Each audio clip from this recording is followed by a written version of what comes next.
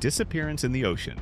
Being forgotten in the middle of the ocean already sounds like a nightmare. Now imagine realizing the boat left and nobody noticed you were left behind. That's exactly the feeling open water tries to create. The 2003 film follows a couple on a diving vacation who end up abandoned in the open sea after a passenger counting mistake. The movie was filmed in an almost documentary-like style to make everything feel more realistic, and the craziest detail is that the sharks used during filming were real. The actors literally filmed surrounded by actual sharks while wearing hidden protective gear under their clothes. But the real story behind it is even more disturbing. Everything was inspired by the disappearance of Tom and Eileen Lonergan, an American couple who traveled to Australia in 1998 to go diving at the Great Barrier Reef. During an excursion with dozens of tourists, the two went diving normally with the group. The problem came when it was time to return. The crew made a mistake while counting passengers, and the boat left with the couple still stranded in the ocean. And the worst part? Their absence was only discovered 2 days later when the couple's belongings were found still inside the boat. A massive search operation began in the area, but Tom and Eileen were never found again. Months later, a diving slate belonging to the couple was discovered with a message asking for help engraved on it. Many people believe they died in shark attacks because of the area where they disappeared, but the equipment recovered had no bite marks. That created an even more horrifying theory. The two may have spent hours or even days drifting at sea before dying from exhaustion, dehydration, or drowning.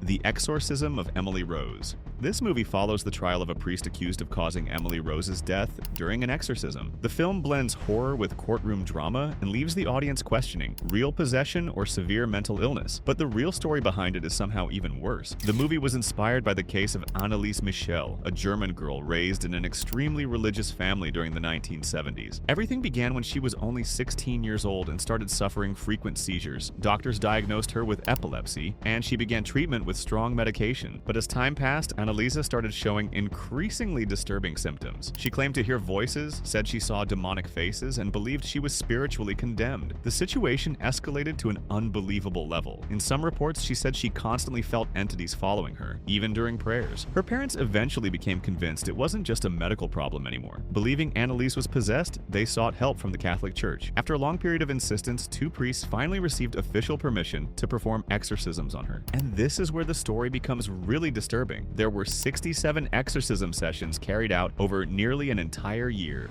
Real recordings of those sessions still circulate online today, which only made the case even more infamous and terrifying. Jennifer Carpenter's performance as Emily became one of the movie's most memorable elements, precisely because of how physically disturbing the character feels. In 1976, Annalise died at 23 years old, weighing around 66 pounds. The official cause was severe malnutrition and dehydration. Afterward, her parents and the 2 priests involved were convicted of negligent homicide, and to this day the case still divides opinions between demonic possession and medical failure.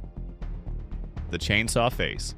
In the Texas Chainsaw Massacre, 1974, a group of young people travels through rural Texas and ends up encountering a family of cannibals living in isolation. One by one, they're captured until only Sally remains, desperately trying to survive the chaos inside the Sawyer family house. The standout figure is Leatherface, the masked killer wielding a chainsaw who never speaks. The biggest inspiration came from Ed Gein, a real criminal from Wisconsin known as the Butcher of Plainfield. He wasn't a mass murderer like the movie suggests, but rather a grave robber. What horrified the world were the objects discovered inside his house, including masks made of human skin and furniture built from bones and body parts. He had an obsession with his mother and wanted to create a skin suit to transform himself into her. These gruesome details became the visual inspiration for Leatherface and the movie's overall aesthetic. But as you may have noticed, Gein also inspired famous characters like Norman Bates from Psycho and Buffalo Bill from The Silence of the Lambs. As for the chainsaw, despite becoming the symbol of the franchise, Gein never used one. He used knives and simple tools instead. The Neighbor.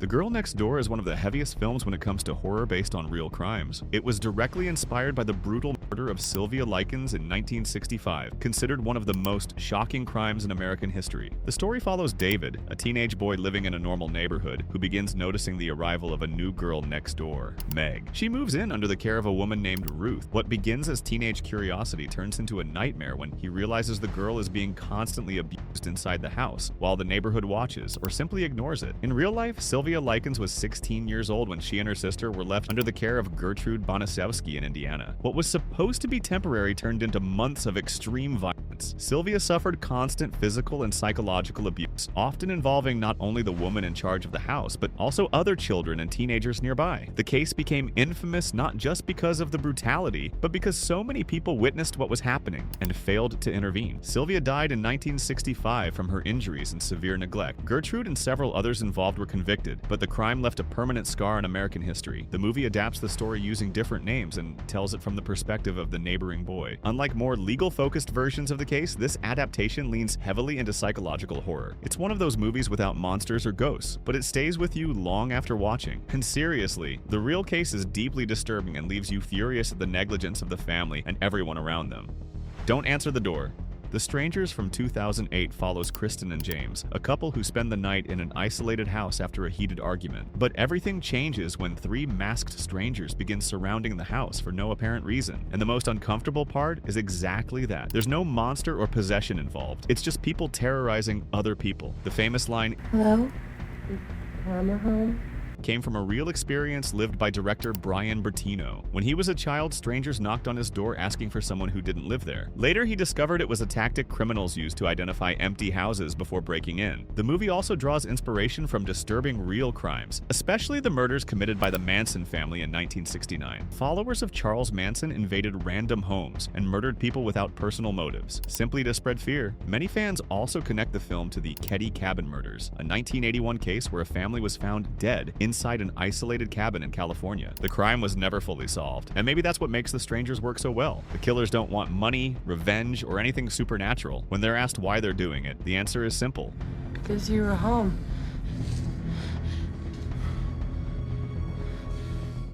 The Basement. The Haunting in Connecticut tells the story of a family moving into an old house because their son Matt is undergoing cancer treatment. After the move, he starts seeing strange apparitions in the basement, as if the place is connected to horrifying events from the past. Little by little, these visions begin affecting the entire family, and the house slowly becomes a constant nightmare. The real story comes from the Snedeker case in 1986. Alan and Carmen Snedeker rented a house in Connecticut so they could stay closer to the hospital where their son Philip was receiving cancer treatment. Shortly after moving in, the mother discovered the house had once been a funeral home during the 1920s, and the darkest detail, the basement where the boy slept had reportedly been used as a mortuary. From that point on, the family began reporting strange occurrences such as unexplained noises, feelings of a presence, and changes in their son's behavior, which they attributed to possible possession. The case caught the attention of paranormal investigators Ed Warren and Lorraine Warren, who claimed the house was infested by demonic entities. But none of this is universally accepted. Years later, author Ray Garton, who wrote the book based on the case, said the stories were filled with contradictions and that parts had been exaggerated or even invented during the adaptation process. The Mothman.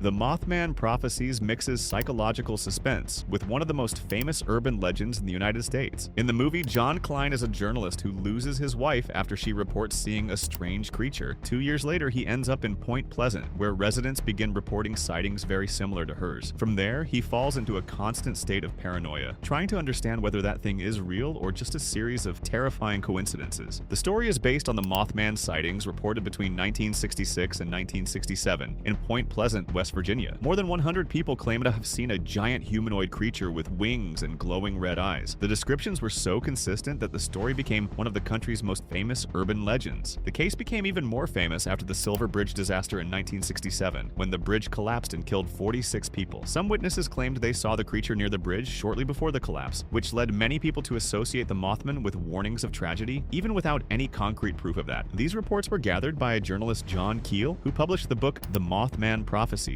and helped spread the legend even further. The movie uses this as its foundation but turns everything into a suspense story, focused much more on the protagonist's mind than on the creature itself. The Mask.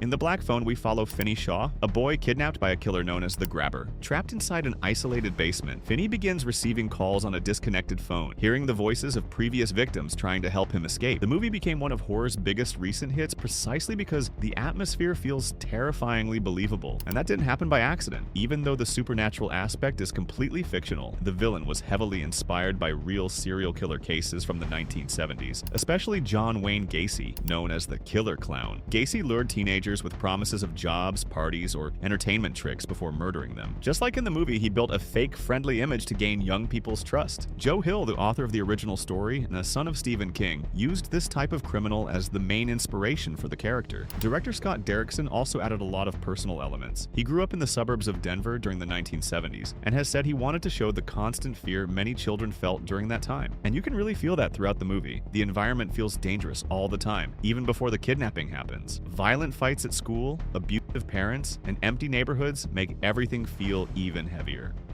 The Crocodile. In Primeval, we follow a team of American journalists traveling to Burundi to film and capture a local legend, a giant crocodile responsible for several attacks in the region. But their mission completely spirals out of control once they realize the danger isn't just the animal, but also the civil war happening around them. And because of that, the group becomes the target of a military leader. The real inspiration behind all this is a crocodile named Gustav. He really exists and lives around the Ruzizi River and Lake Tanganyika region. He's a gigantic Nile crocodile, estimated to be over 20 feet long and close to a ton in weight. What turned him into a legend wasn't just his size, but the number of attacks attributed to him over the years. Local reports mention dozens of victims, some even claiming hundreds, although those numbers were never fully confirmed. There are stories saying he had bullet marks on his body and still survived, which helped create an almost mythical reputation around him. For many locals, he wasn't just a dangerous animal, but something nearly indestructible. Several capture attempts have already been made. The most famous happened in 2004, when a team led by herpetologist Patrice Fay tried to build a giant trap to finally capture the crocodile. Gustav simply never appeared and escaped the attempt. The case was even documented in the special Capturing the Killer Croc, which increased the mystery even more. In the movie, all of this is exaggerated to become spectacle, but in real life, what makes everything scarier isn't the attacks themselves. It's the fact that nobody truly knows where Gustav is to this day.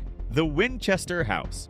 In Winchester, Sarah is a wealthy widow who begins building a massive mansion with no apparent logic behind it. A psychiatrist is sent there to evaluate whether she's mentally unstable or under the influence of something more sinister. When he arrives, he realizes the house feels alive, filled with pointless hallways and strange presences. In real life, Sarah Winchester really existed and was the heiress to the Winchester firearms fortune. After losing her husband and infant son, she supposedly visited a medium who told her she was haunted by the spirits of people killed by the family's rifles. The solution would be to continuously build a house without ever stopping, in order to confuse the spirits. From there, she bought a property in California and began construction that lasted around 38 years. The result was a completely labyrinth-like mansion, with staircases leading nowhere, doors opening into walls, and dozens of rooms with no logical design. The house also became known for the repeated use of the number 13 throughout many details. When Sarah died in 1922, construction stopped completely. Today, the Winchester Mystery House became a famous tourist attraction precisely because of its bizarre appearance and the legend built around it. This real-life foundation is exaggerated to make everything scarier. And of course, the ghosts and paranormal manifestations inside the house are creative liberties, since there are no historical records confirming supernatural activity there. The Prank Call. Compliance isn't based on one single story, but on a series of real prank calls that happened in fast food chains across the United States. The most famous case happened in 2004 at a restaurant in Kentucky, where one phone call completely changed the behavior of ordinary employees. In the film, a manager named Sandra receives a call from someone claiming to be a police officer. He accuses an employee of theft and starts giving more and more invasive orders. The situation keeps escalating until it turns into humiliation and psychological abuse inside the workplace itself. Everything happens slowly, awkwardly, and almost bureaucratically. In real life, this kind of case happened around 70 times over several years. In the central case, the manager believed she was obeying a law enforcement officer, but in reality, she was being manipulated by a scammer over the phone. The victim was an innocent employee who ended up being subjected to extremely abusive situations purely out of obedience to authority. The man responsible for the prank calls was identified as David Stewart. He was accused of serious crimes connected to the scheme, but was ultimately acquitted due to lack of direct evidence conclusively linking him to the calls, which made the case even more controversial. And well, if you want to see other cases like these, on screen is part 1 of this video. Click and watch. I'll see you there.